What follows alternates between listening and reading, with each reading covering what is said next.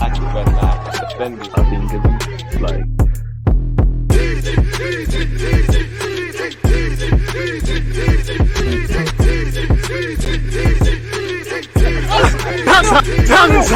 People deluded, I'm back again. Come on, Ian, man. Come on. People deluded, I'm back again, just like Ian Wright just said there. Shout out Uncle Ian, mate. On that note, people, I hope you're doing well and safe. Good morning, good afternoon, good evening, and of course, good night. Obviously, with it being transfer season and Arsenal are wrapped in their own Mudryk saga, which could probably be made into a Netflix series, we might as well just look at not just anything connected to Arsenal, but just transfer news throughout the world of football. Apparently, Daley Blind will be joining Bayern Munich. You know, he's an intelligent footballer. He's a smart, shrewd addition, I believe, for Bayern Munich, and I think he'll suit their squad. Jude Bellingham, it seems like Real Madrid have won the race, although every week it's Liverpool and then Real Madrid as the front runners. Enzo Fernandez to Chelsea is taking many twists and turns, and let's just see what else. In fact, Man United have been linked with Choupo-Moting, in which, you know, he could be a bridge player. It further confirms his agent is a madman because he's got in Bayern Munich, PSG, and now Manchester United, a long way from Stoke and them kind of teams there. So I might as well share my screen and we might as well just get into it and see exactly what's being said, people. Again, the dream is free, the hustle is sold separately.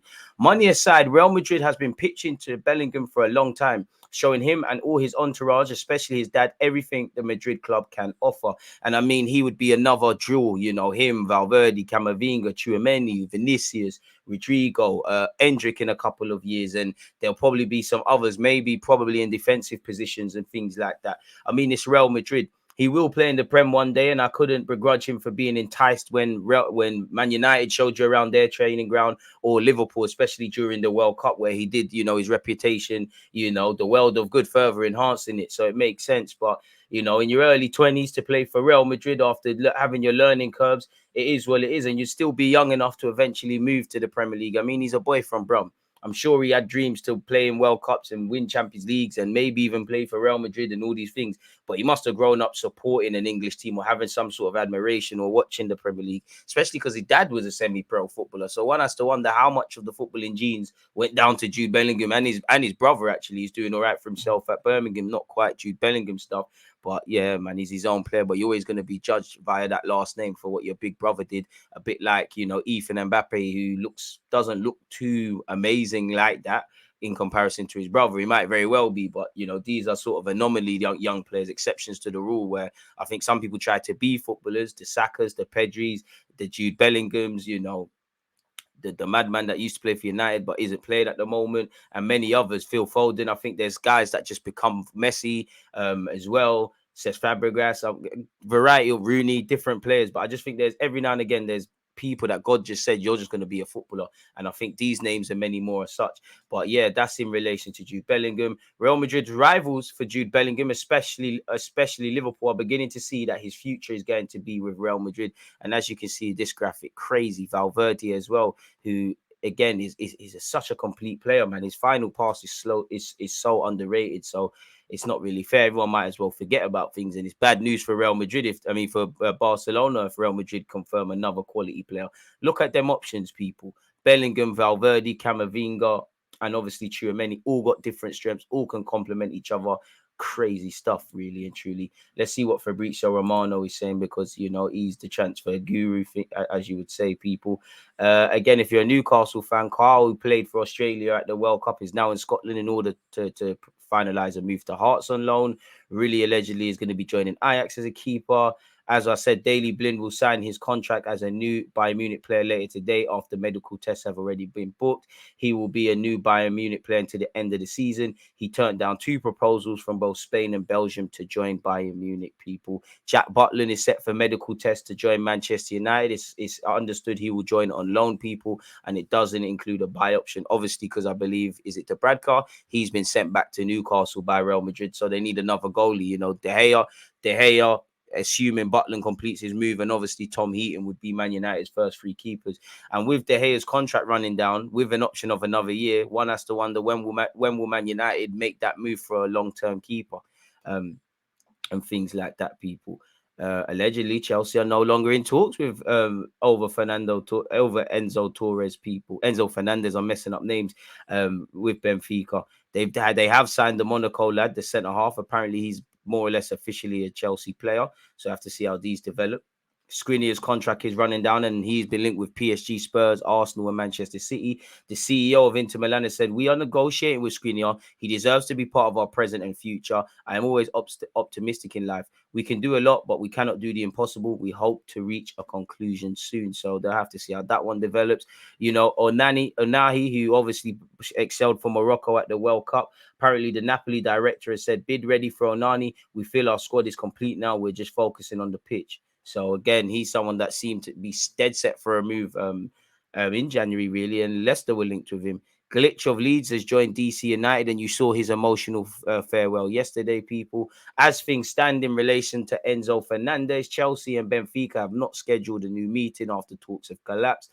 It's either pay the release clause or not. Chelsea kind of wary of FFP, even though is FFP really a thing, are wary of how they structure the deal. Apparently, Enzo Fernandez has told Benfica he wants to leave, and there's been rumors of refusing to train and all of those sort of things, as you would imagine, people, but no one can verify any of such people. So we'll have to see, really.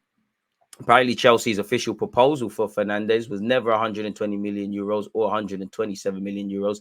The final proposal made to Benfica was an 85 million euro fee. Chelsea have never discussed his release clause of 120 million. Romano has gone on to say there's no agreement at all after a new meeting in the afternoon, as revealed earlier. Crazy. So yeah, man, as he said as well, after meetings and talks, there's still no agreement on key details on the clause and payment terms, which again, not dotting I's and crossing T's, you're not going to get your man, really, are you? Really and truly, it's a bit of a myth there. Moving away from all of that, people, in relation to Mudryk, James Baines has said no breakthrough in Arsenal talks for Mudryk, but parties close to the deal indicating there's still a strong desire to reach an agreement on a fee this month. Likely rejection of a second offer has not called Arsenal's interest yet, though they won't be dragged into a bidding war. So at some point, if we cannot get Mudryk over the line, we need to see what else we're doing.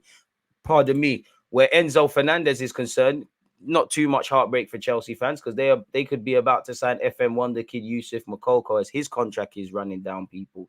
Barcelona have been also interested in him, but apparently, you know, the presence of Christopher Vilwell at Stamford Bridge is set to give the Blues the edge. And, you know, Chelsea are having a massive recruitment drive on finding these 18 kind of age players to join their under-23s, go out on loan. Some join their first team and either, you know, be made for a profit in the future or progress to the first team and carry resale value, people. You know, despite Mokoko's young age, he's obviously played for his country in Qatar. He's doing well for Dortmund, and it'll be a bitter pill to swallow if they lose him for free. Man United and Liverpool have both been credited with interest in the teenager, but it appears Chelsea are leading the way for his signature.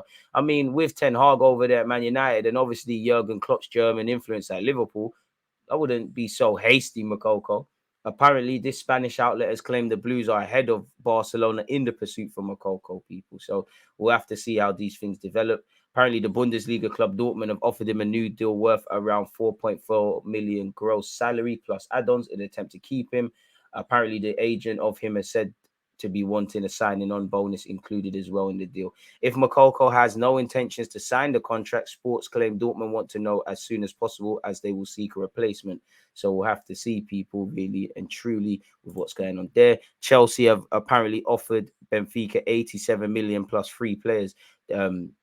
Apparently, you know, they've offered Fufana and Andre Santos, 2 players who, again, we spoke about Chelsea's recruitment drive, could be part of the first team, but could be going on loan. And 2 other FM wonder kids. Hakim Ziyech's days appeared numbered at Chelsea, despite excelling at for Morocco at the World Cup and being a talented player. So maybe that's another way. But you have to assume that they want these players, really and truly, people. So we'll have to see how that develops for Chelsea.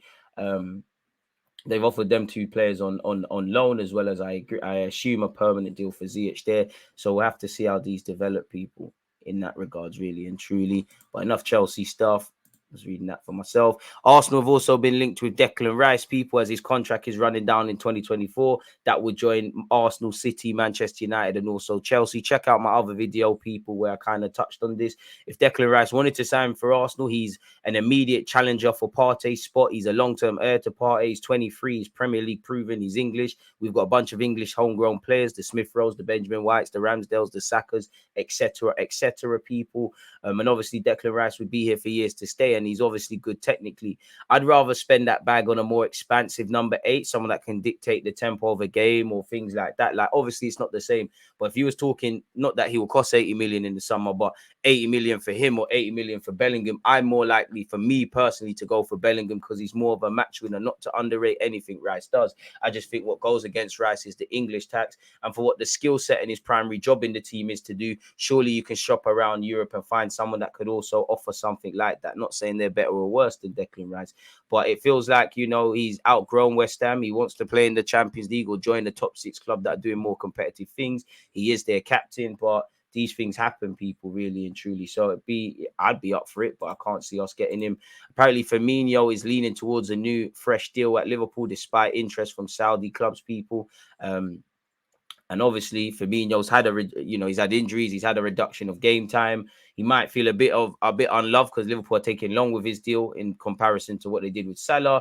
Obviously, Cody Gakpo, Darwin Núñez, and Luis Diaz have arrived within the last 18 months. More attacking players means less game time. Not that you can sleep on Firmino, but couldn't begrudge the 31-year-old for going and getting better terms elsewhere. Couldn't begrudge him for wanting to stay at Liverpool, where he's had fantastic memories, really and truly. And I'm sure Liverpool fans would want to see him stay.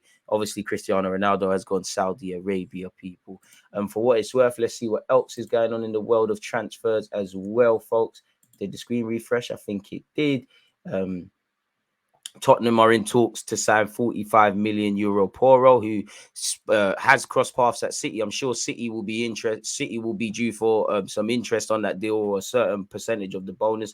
You can see why he can play as a wing back. Conte obviously plays a back 3, back 5 system, so you can see why he's a decent player. But the minute he signs for the Spuds, we have to draw him out. João Felix has been left out of the Atletico Madrid squad for their Copa del Rey clash, obviously fueling more rumours he could be set for a move away. Again, Benfica are holding out for Fernandez's release clause from Chelsea. Potter is dodging questions in relation to Enzo Fernandez and Mudryk. Newcastle want to sign McTominay, but Manchester United want to keep him. Inigo Martinez is close to joining Barcelona from Atletico Bilbao. McKennie has rejected Bournemouth as he waits for Chelsea and Spurs. Not too sure that's the thing. Chuba Akpom, who is currently the top goal scorer in the Championship, is drawing interest from Crystal Palace and Everton. I mean, if I'm him, I'm going Crystal Palace. The Mandem are there, Vieira's there. It does, in a bit of a harsh way to Akpom, it does kind of seem like a typical Everton signing, but he is doing quite well for Middlesbrough, people. He has 13 goals to his name. His contract is set to expire in the summer, and he does have an option of an extension of 12 months at Middlesbrough, people. And he's also being pursued by 2 unnamed Bundesliga clubs. Typical, a player excels as their contract is running down, in it, people. Apparently, Fresneda is on the verge of joining Newcastle. He's been linked with Barcelona, Real Madrid, and also Arsenal, people. But allegedly, it's a fairly done deal. Apparently, he said his goodbyes to his teammates, and he's really just been in the first team for less than a year. Good signing for Newcastle based on what's been shown. Blackpool have signed Rodgers on loan from Manchester City. Morgan Rodgers, formerly of West Brom, very talented player. Fulham's move for Cedric Suarez of Arsenal allegedly has stalled due to wage demands. As you'd expect, he's on 65k a week, and at 31 years of age, your career is winding down. You want to get all the money you're due. It would help us, because he's contracted until 2024. But regardless of if I rate Cedric or not, obviously Benjamin White's looking a bit tired at the moment. He's not really seeing out games. Tomiyasu's a quality player when fit, as is Benjamin White, but he struggled with injuries. So I feel on the surface we're stocked at right back, but we could do with another one if Cedric was to leave, or just in general. Like, in an ideal world for Arsenal, if it was up to me, which it's not, I think you bring in a striker with a bit more of a hold-up man, and has different qualities to Jesus and obviously Eddie Nketiah. You bring in a wide man. I would like an 8 and a 6. I do think we could do with another centre back, preferably a left-sided centre back, but just a centre back, full stop. And also, as I said, a right back, and any other areas that Mikel Arteta deems he wants to get sorted. Newcastle and Chelsea want Leeds keeper Millier, people, as you can see, reported by RMC. Apparently Bayern Munich are also keen on him, people. The 22-year-old has a contract at Leeds until 2026, so it's going to take serious money to bring him. Like David Moyes, Lampard might be shown the door by Everton, people. It's not looking good. So I have to see. West Ham are set to pursue Sevilla and Moroccan star El Nesri. Seeing now how that one goes. Appy has confirmed the move to Saint Etienne, whoever the hell that is. Chelsea see Arsenal target Mudryk as the perfect winger, says Romano. Chelsea are interested in Mudryk as revealed on Monday. He's considered the perfect winger for their project, but nothing has changed as of now. Apparently, PK to end retirement and join home club. Fair enough, really and truly. And with that being said, that seems to be all the transfer news. Should we look at tribal football as well, people, and see what these lot are specifically saying? Come on, show us transfers. Liverpool are scouting Atalanta's Cooper Miners. PSG are eyeing Elise from Crystal Palace. He does play for France at international level, youth, but international level, and is eligible for a few countries, including England, people, in that regard. Liverpool are to pass up the option of bringing in Arthur Melo. Everton are pushing Aston Villa for Ings talks. Ings, who scored yesterday as well. Arsenal have gone cold on Yuri Telemans, allegedly. De Gea is willing to accept a pay cut for Man United stay. Mikel Arteta has requested Miguel Aziz be recalled from IB for people. Maybe it's because of the lack of midfield options. Maybe he's picked up an injury, or maybe the gaffer wants to utilize him in the side. I'm not too sure because I'm not privy to them informations there. So it doesn't look like there's anything else of note in relation to Arsenal or anyone in the transfer window. So I thought, as I said at the start of this video, we might as well have some fun and just look at the transfer news concerning all clubs. And that's what we've done here, people. So on that note, smash the like button, like, comment, subscribe, turn on your notifications, check out the rest of the content. Stay blessed, stay safe, and I'll see you all soon. Always is that active red flag, defending.